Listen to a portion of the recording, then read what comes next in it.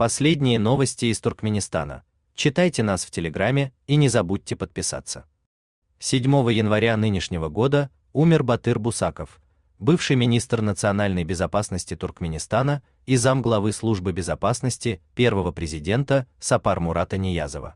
Как сообщил источник Turkmen News, в одном из силовых ведомств страны смерть 66-летнего офицера была скоропостижной. Все годы жизни после отставки он провел в ссылке в городе Байрам-Али Марийского вилаята.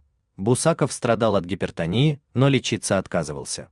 7 января мужчина вышел на улицу, внезапно упал и умер. Известно об этом стало только сейчас. Батыр Бусаков начал трудовую деятельность в 1976 году в типографии Академии наук Туркменистана, а после обретения независимости стал служить в Комитете национальной безопасности. Переименован впоследствии в министерство.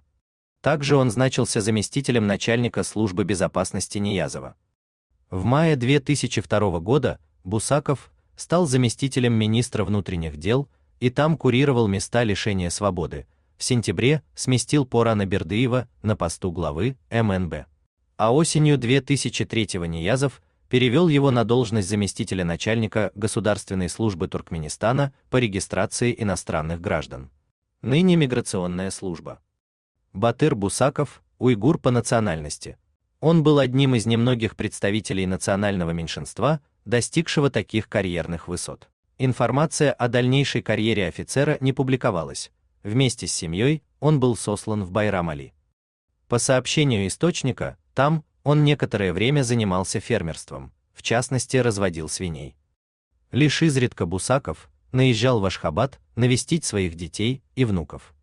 Батыра Бусакова называли любимчиком Ниязова, возможно, поэтому он практически не пострадал от репрессий, развернувшихся после инсценировки покушения на Туркменбаши в 2002 году и проведения дальнейшего расследования. Первоначально Бусаков был награжден орденом Туркменбаши, как и остальные участники расправы над экс-министром иностранных дел Борисом Шихмурадовым и другими оппозиционерами. Но вскоре после этого Ниязов отправил многих орденоносцев в места лишения свободы. Бусакову повезло, для него все завершилось отставкой и ссылкой. Источник в одном из силовых ведомств так описывает ситуацию, цитата: «Его по сути съели свои же коллеги, в частности, Гильды Мухаммед Ашир Мухамедов, бывший министр внутренних дел, позднее и национальной безопасности, а также Ага Нияз Акыев, работавший начальником отдела кадров в службе безопасности президента, ставший потом ненадолго руководителем управделами аппарата президента». Конец цитаты. У вас имеется интересная новость, и вы хотели бы о ней рассказать? Пишите нам в секретном чате Телеграма. Мы никогда не раскрываем свои источники и гарантируем вам полную анонимность.